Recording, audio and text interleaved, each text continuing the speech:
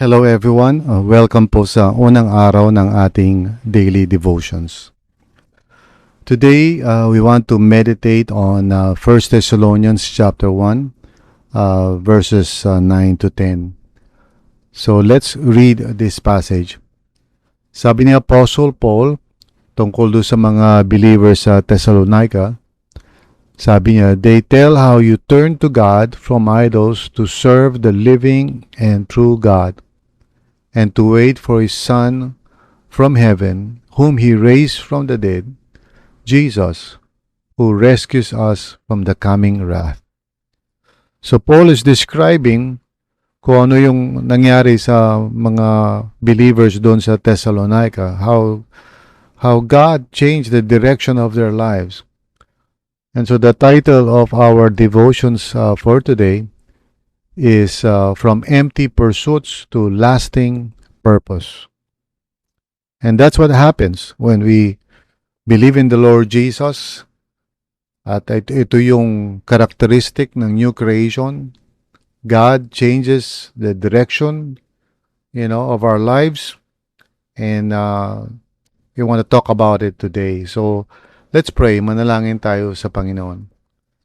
Lord, maraming salamat for your grace and mercy na kami, Panginoon, ay binabago mo, and we are part of the new creation that you began, Lord God, in the death and resurrection of Jesus. So, Lord, help us to understand this. Lalo mo pang palalimin ang aming pagkaunawa patungkol dito sa new creation. So, thank you, Lord. Maraming salamat po in Jesus' name. Amen and amen. So, yesterday sa sermon natin I mention or introduce to you yung new creation, this term na makikita natin sa 2 Corinthians 5:17. If anyone is in Christ, like most people would say, he is a new creation. Pero actually, what Paul says is new creation. Yun lang yung sinabi niya, If anyone is in Christ, new creation. So in other words, yung pinramis ng Panginoon in the Old Testament, kung saan He's going to redeem the world, He's going to make all things new, began nung si Jesus died and rose again. So the new creation, is inaugurated. Praise God, no? So yung kung paano tinry wasakin ng kaaway ang creation through sin, through man's disobedience. Pero God, by His grace and mercy, sent His Son, our Lord Jesus, to redeem the world, to redeem creation, and to restore everything, make it new. At yun ay nag-umpisa 2,000 years ago. Yun ang di naintindihan ng maraming tao. They think that this is something na parang future pa, but it actually began in the death and resurrection of Jesus. And so all those who put their faith in Him entered into this new kind of reality called new creation. And our sermon yesterday was really explaining ano itsura nun, especially for those of us na who believe in the Lord Jesus, pero we're still living in this old creation. Ika nga, we are in the in-between, the now and not yet, tawag ng mga theologians. Now it's true that we're experiencing the new creation, but not yet. In other words, there's still the incompleteness of it. It would be consummated or completed at the coming of the Lord Jesus, yung second coming, and that's when everything will become complete. There will be a new creation. So, what does it mean to be part of the new creation right now? Okay? In view of the fact na hindi pa ito kompleto. Well, for one, like I said, ang unang itsura niya, characteristic niyan in terms of what God does in people's lives, in us, tayong mananampalataya, is that He changes our whole direction or, orientation sa buhay. There is a fundamental change, in our life purpose, Instead of katulad nung dati, when we did not know the Lord, we were just pursuing worldly goals. We just want to get ahead and make the most of buhay natin, wanting to be happy siguro, or wanting to accumulate things in order for us to maybe find fulfillment or significance sa buhay natin, which is a dead end talaga.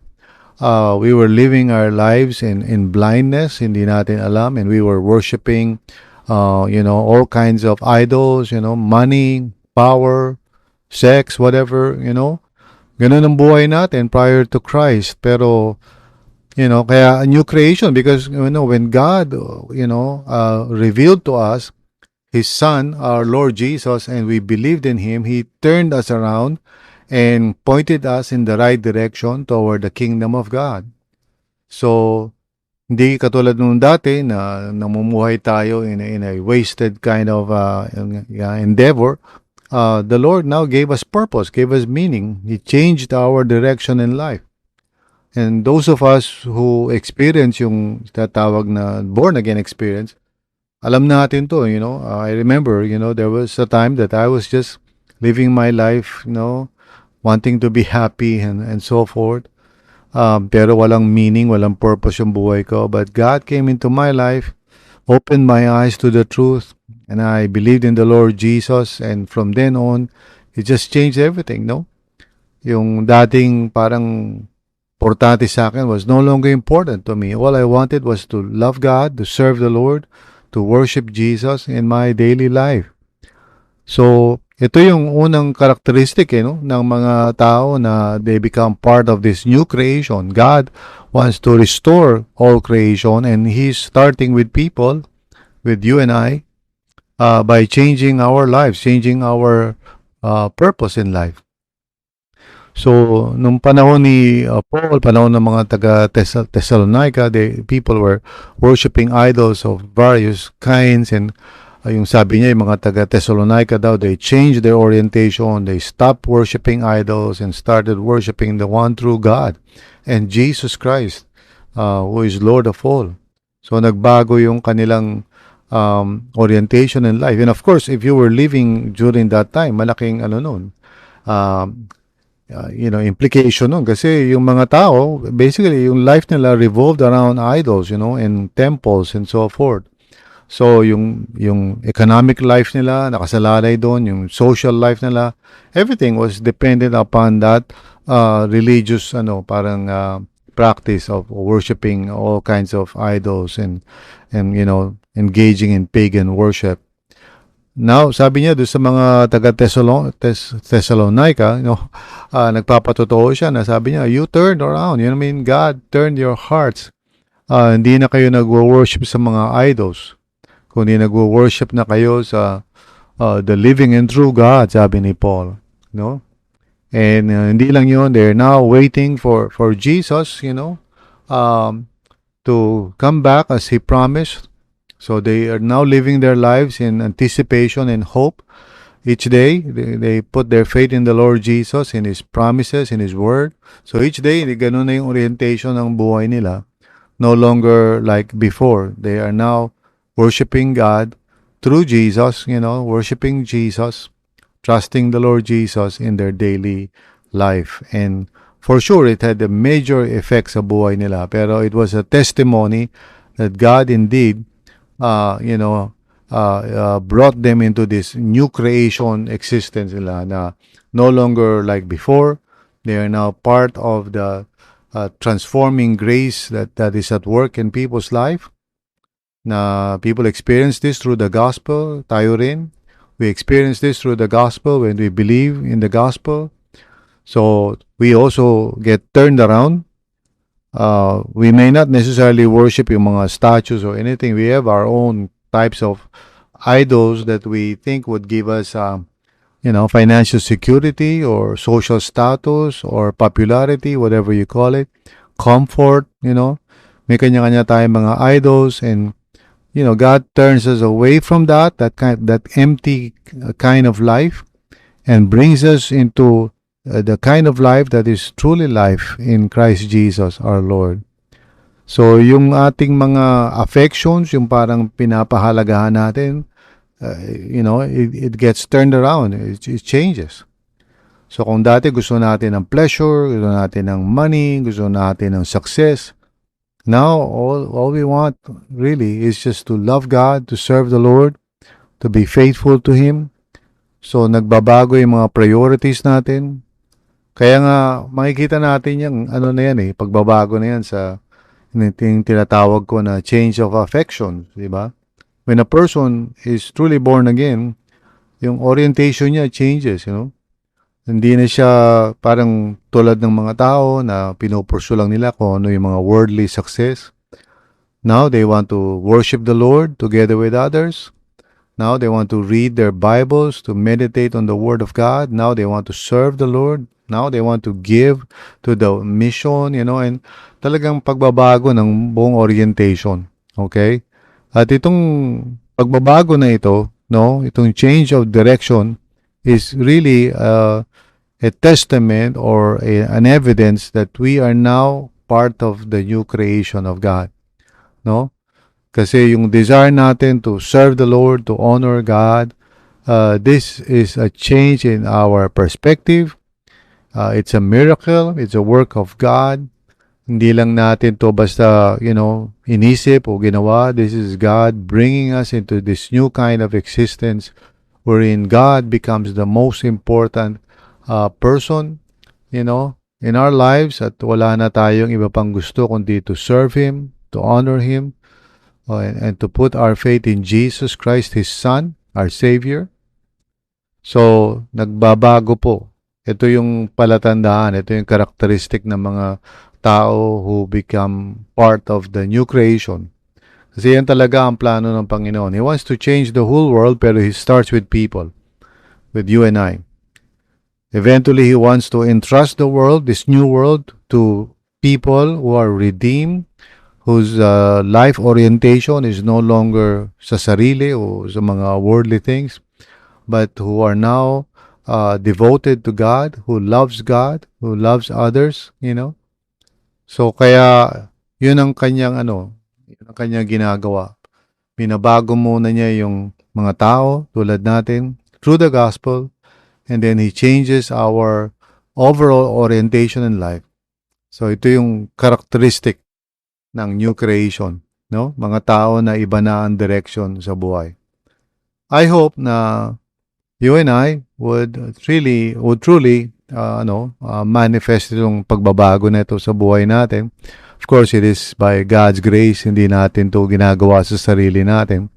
It is the Lord who changes our direction in life.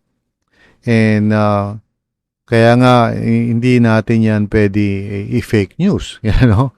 Either God does that or it does not happen. So, kung panlabas lang yung natin, minamanifest natin, hindi rin tatagal yun. Pero the real transformation that God does is in our hearts. He changes our direction, our orientation, what is important for us. It's a work of God sa buhay ng mga tao. Kaya sabi ni Paul, if anyone is in Christ, new creation, talagang everything changes. Amen? And if you see that in your life right now, if you are looking and seeing that iba na yung mahalaga sa iyo, iba na yung prioridad mo, praise God. Because that's really the work of the Lord in your life. And what if it is not like that? Well, just ask God, just come to the Lord. Lord, I want to be saved. I want to have a change of heart. And if you're sincere in your prayers, God hears that. God changes your direction too. So, walang imposible. So, hindi natin yan ma-fake. We cannot, pretend about these things. It's either there or it's not there. And by the grace of God, pag nag-repent tayo and we turn to the Lord, well, God changes our hearts. He changes our orientation. So, thank you, Lord. So, kung meron tayong ganyang pagbabago sa buhay natin, let's give thanks to God. Kasi hindi tayo yun. Hindi natin ginawa yun. It is the Lord who is at work sa buhay natin. So, praise God for that. Okay? Kaya kung meron kayong nakikitang mga tao, for example, na hindi pa ganito yung orientation nila sa buhay, nasa worldly pursuit pa rin sila. They're still trying to make it in this world, trying to accumulate money siguro or become successful. Don't be angry and don't be judgmental. Rather pray for them. Pray for people. And if you have loved ones or friends na ganito pa rin yung buhay nila, don't be dismayed. Huwag kayong mag-give up. Just pray and ask God to work in their hearts and to turn their hearts toward the kingdom of God. So, amen. Praise God. So, that's something na I hope na ipasalamat natin sa Panginoon. If this is true already in your case, kung nakikita mo talaga na nagbago na yung orientation mo at yung desires mo, iba na, well, praise the Lord. That is the work of God, and God deserves all the praises. Amen? So, if not, or kung merong mga challenges, huwag kayong mawalan ng pag-asa. Continue to trust God and ask the Lord to change your heart. Kasi, that's what true Christianity is all about. It's not you trying hard. It's you being transformed by God, by His Holy Spirit. Amen? So, purihin ang ating Panginoon. Tayo po ay manalangin, magpasalamat sa Diyos, no? At ipag-pray din natin yung mga tao na maaring hindi pa ito totoo sa kanila. But there's always hope, di ba? Kung hindi man totoo. So, manalangin tayo. Lord, maraming salamat para po sa amin na nakita na namin itong pagbabago na ito. Thank you, Lord. It's your work. Ikaw ang gumawa nito, and we are so thankful. Father, maraming salamat sa iyong biyaya, Panginoon, na ipinakita mo sa amin na tunay nga, Lord, it's by your grace na nagbago yung orientation ng buhay namin. And Lord, I pray, we all pray, Father, para sa mga friends namin na hindi pa totoo ito. Lord, have mercy upon each of them. Have mercy upon our loved ones or our friends na hindi pa nila na-realize ang katotohanan. We know it is not something na pwede namin ipilit sa kanila. But it is the grace of God. Lord, our desire is to see our loved ones and friends turn to you para truly they can experience itong aming nararanasan. Maraming salamat po, Lord, na we are now part of the new creation and you are changing our hearts each and every day. Thank you, Lord. In Jesus' name, amen.